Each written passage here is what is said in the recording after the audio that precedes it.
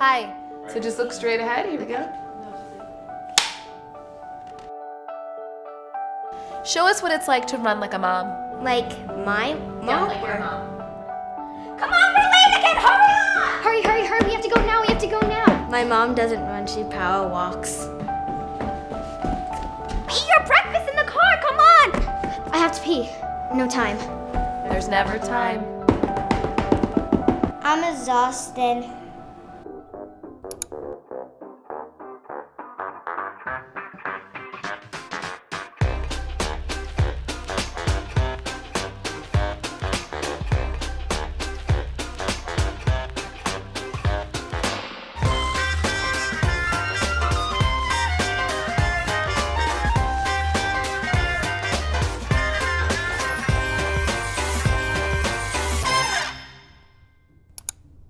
All right, honey, we're almost there. Surprise! Oh my gosh, it's a new car! A new car! No, I got it washed. Just as good. No more putrid milk smell. I love them so much.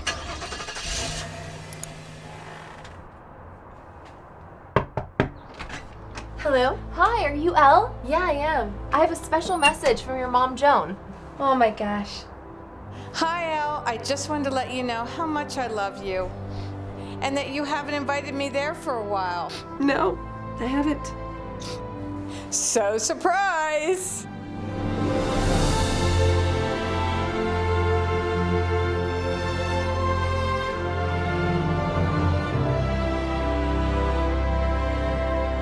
She's not staying with us, is she? I'm just the messenger. You guys got her a hotel room, right?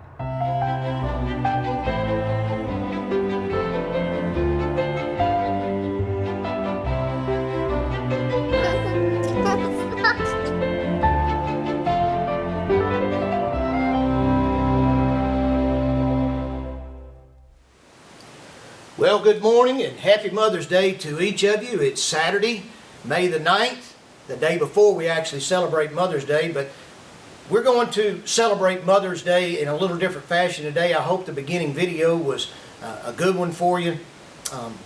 Before we get into the message, let me just say this about us being able to get back together. I don't think it's going to be too much longer, but we've got some guidelines that we're going to have to follow. So I ask you to pray with me and for me as I look to see what those are going to be. And then I'll let you know what we've got to do and when we're going to be able to get back together. So you make that a matter of prayer. As we think about Mother's Day, I do want to say Happy Mother's Day to all of you. I love each one of you and pray that God will bless you and make you very, very happy and blessed on Mother's Day. Today we're going to be looking at what the Bible says about 3 ways that we can treat Mom. It's going to partially come from 1 Timothy chapter 5 verses 1 and 2, but some other texts are going to be involved in it as well. Now as we think about it, I want to kind of take a little lighthearted look at mothers today, what they might have said to some of these famous people from our past. The first one is the Mona Lisa. Her mother, looking at Mona, said, "You know, Mona, after all that money your father and I spent on those braces for you, couldn't you have at least given a better smile than that?" Then Humpty Dumpty's mother. Humpty Dumpty's mother said, "Humpty, if I've told you once, I've told you 100 times. Don't sit on that wall. But did you listen? No." And Columbus's mother, she said, "You know what, Christopher, I don't care what you discovered. The least you could have done was written once in a while." Michelangelo's mother, "Mike, you know, why couldn't you have painted on the walls like all the other kids? Do you know how hard it is to clean that stuff off the ceiling?" Napoleon's mother, "All right, Napoleon, if you're not hiding that report card in your jacket, then pull your hand out of there and prove it." And then one from the Bible. Now I realize we're kind of stretching things here, but one from the Bible. Here's old Jonah. Jonah, after 3 days in the belly of the great fish, comes out and his mom is there, and she talking to him and says, "Jonah, that's a nice story, but tell me where you really have been for the last 3 days." Mothers are special folks, and today is your day. Now, I know we're not able to meet together right now, but I do want to take advantage of this day to talk to you, to honor you as mothers. Our text that I gave the reference to a moment ago, 1 Timothy chapter 5, says this: Never speak harshly to an older man, but appeal to him respectfully as you would to your own father. Talk to younger men as you would your own brothers. And then here we go. Treat older women as you would your mother. And treat younger women with all purity as you would your own sisters.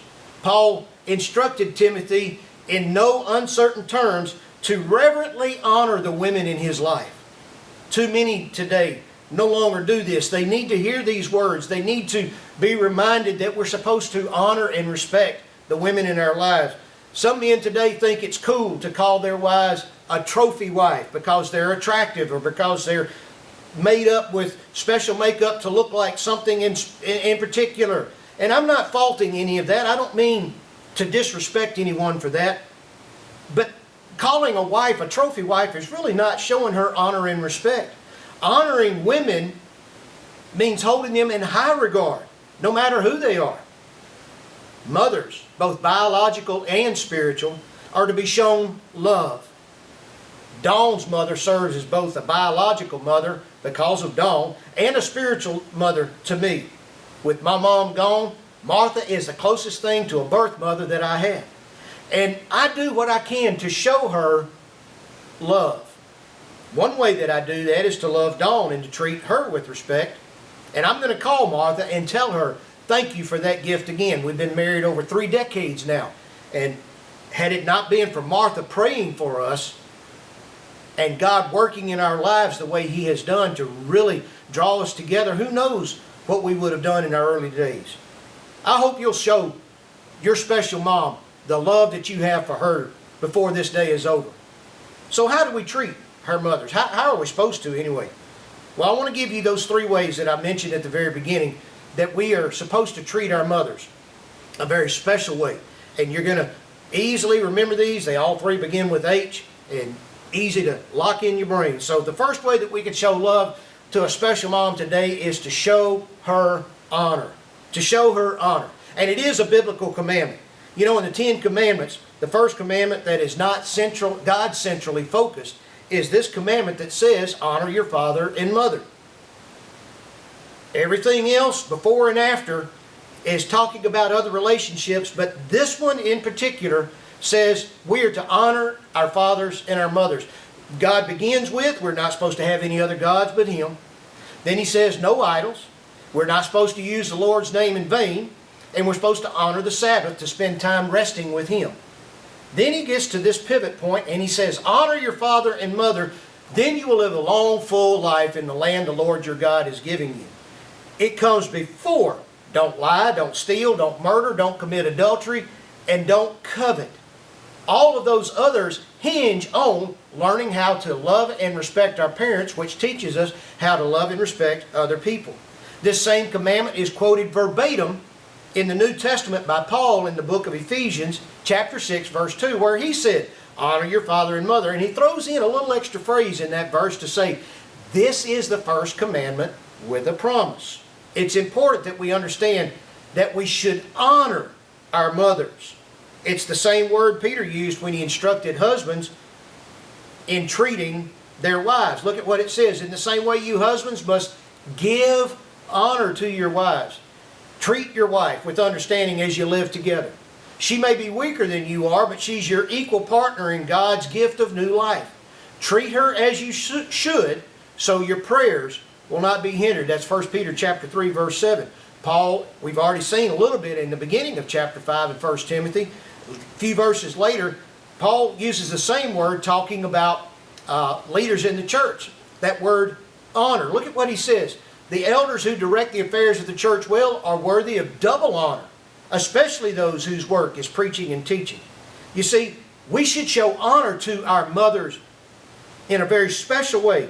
Now, honor in the Greek language, as you can see at the top up there, is time. Time gives us our English word honor, but if you just look at the letters, what does it look like? Time. Time. How do you show someone that you honor them?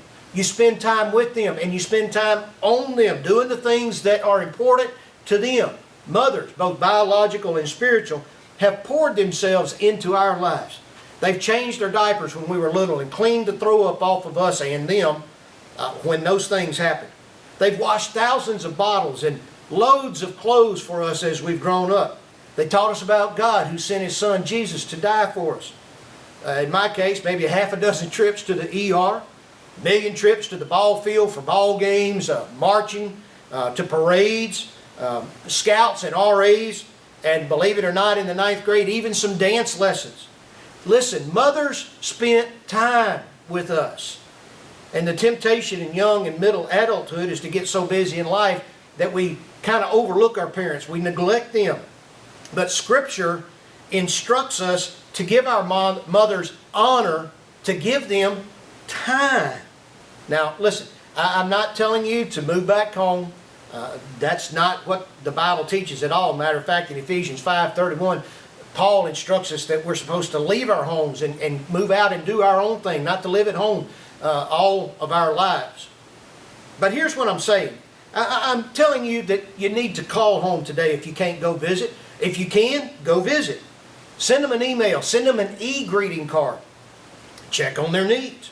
Listen, there are lots of gifts that you can give your mothers on Mother's Day. But the best one, the greatest one, the one above them all, is the gift of time.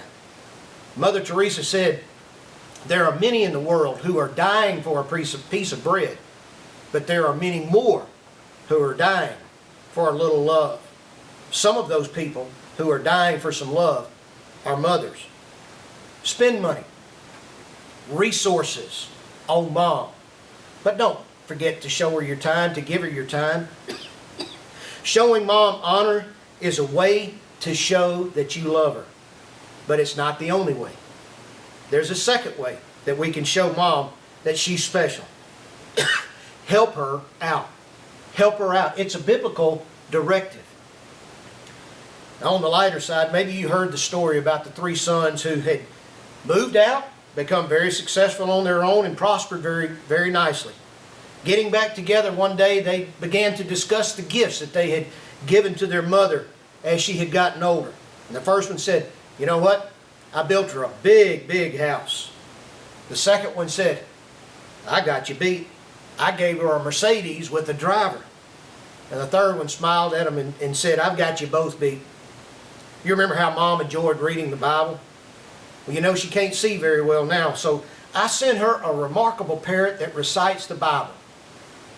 It took the elders in the church 12 years to teach the whole Bible to that parrot. He's one of a kind. Mama just has to name the chapter and the verse, and the parrot recites it immediately. Well, soon after those boys had gotten together, their mom sent them notes of thanks to each one of them, letting them know how much she appreciated. But in her mom's wit, this is what she said. Milton, who's the oldest one, she said, Milton, the whole house that you big is so huge. I only live in one room, but I have to clean the whole house. Gerald, the middle boy, she wrote to him and said, I'm too old to travel now, Gerald. I stay home most of the time, so I rarely use the Mercedes. And by the way, Gerald, the driver's extremely rude. And then the third one, Dearest Donald, she wrote, you have the good sense to know what your mother likes. That chicken was excellent. 1 Timothy 5 gives us guidelines for taking care of the needs of widows, the physical needs. Taking care of them, especially those who are in the church. Now, I'm not going to dissect the verses. We don't really need to do that on Mother's Day today. Here's the gist of it, or what he's saying in a nutshell. Paul tells the church that it has a responsibility to care for the physical needs of its spiritual mothers. Not only are we supposed to be reaching people for Christ, gathering in new members when we can, we're to be taking care of the needs of the one we have. Jesus is a great example of this. He shows us how to care for a mother, and I'm using this because it shows us that he wasn't too bothered, too busy with what was going on in his own life. This is John 19. Jesus is on the cross. And I want you to see what he says to John and to the 3 women who were there, especially his mother Mary. Look at the text. Standing near the cross was Jesus' mother, Mary, his mother's sister, Mary, the wife of Clopas, and Mary Magdalene. We've got 3 Marys there today. When Jesus saw his mother standing there beside the disciple he loved, he said to her, Dear woman, here is your son.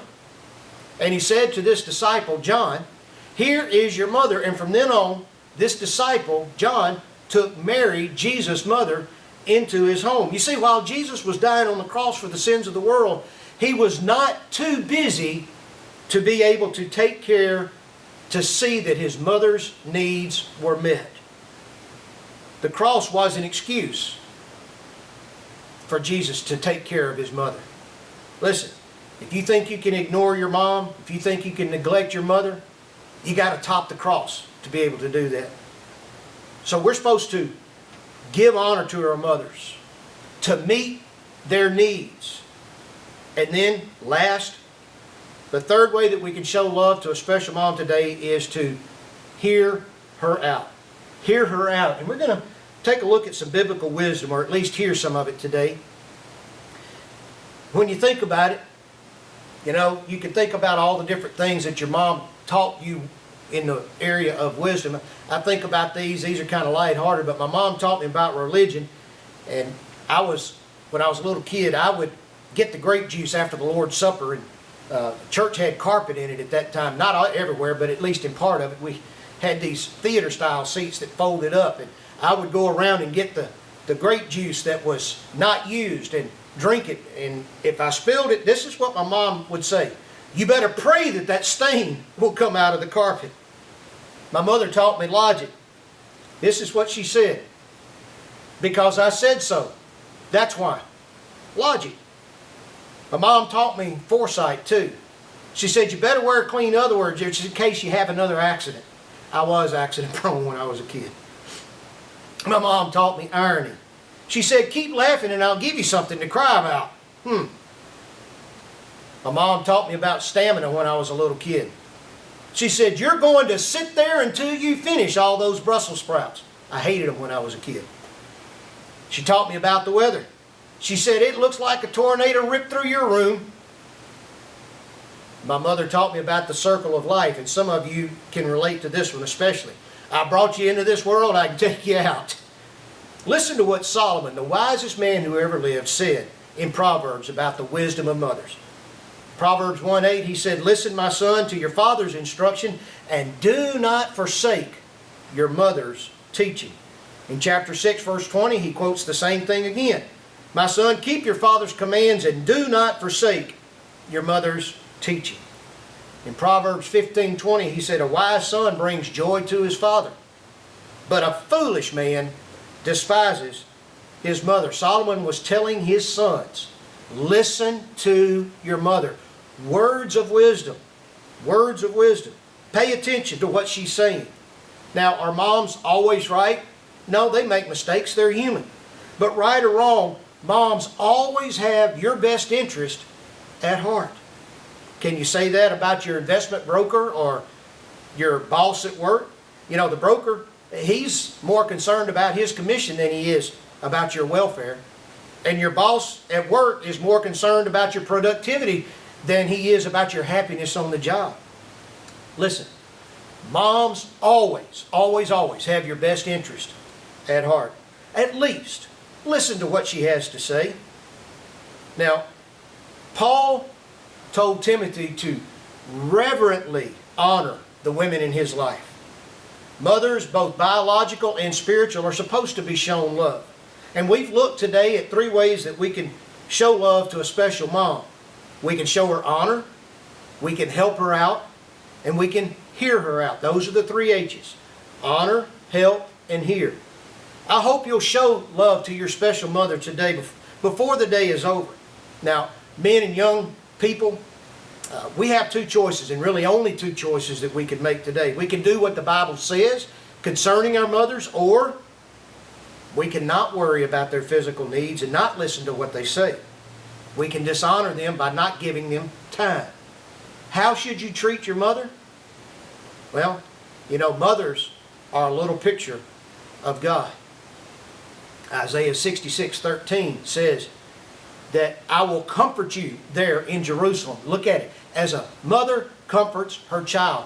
God compares His comfort to the people of Israel to that of a mother comforting her child. Mothers are a great picture of what God's comfort is all about.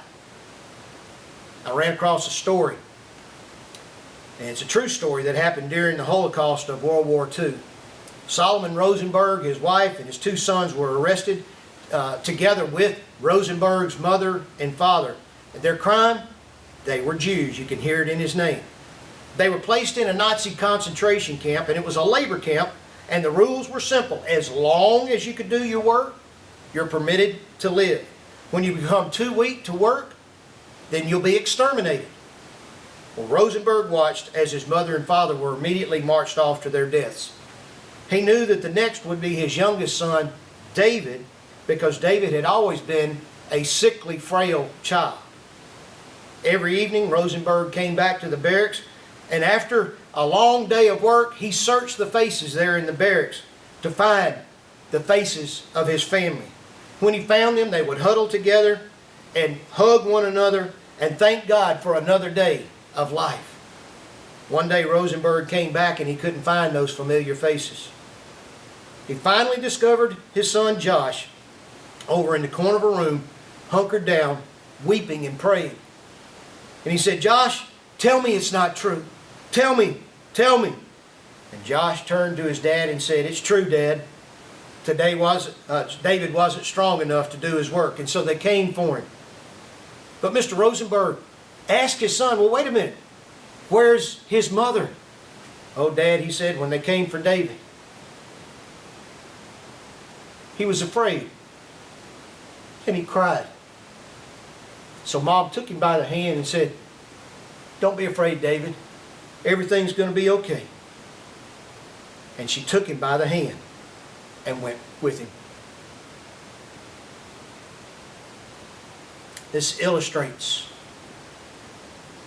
a mother's love.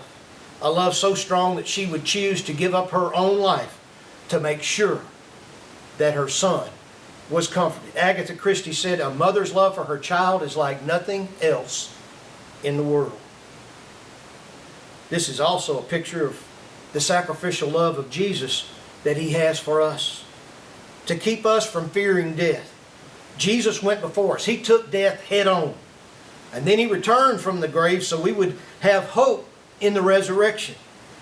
And that gives Paul the encouragement to write these words as a result of what Jesus did on the cross and then rising from the grave. He said, "O death, where is your victory?" Satan thought he had won. He thought Jesus was dead, defeated, gone, over. But that wasn't the case. "O death, where is your victory? O death, where is your sting?" Listen, mothers are great. I recommend everyone have one. Seriously, mothers really are great. And if you were raised by a godly mother, you know what I'm talking about.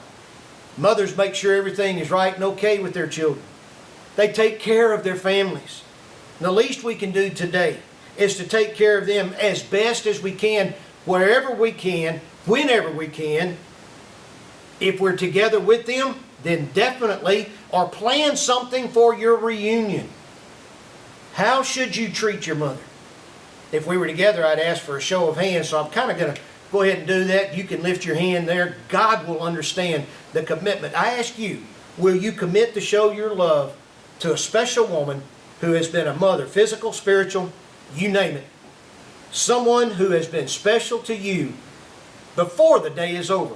Will you commit to doing that? I'm going to. I'm going to call Martha today and tell her how much I love her and thank her for the gift that she gave me in Dawn. I pray God will truly bless each of you mothers today as we honor you, as we help you, and we seek to hear you out. Happy Mother's Day. God bless you. I love you. Look forward to seeing you again soon.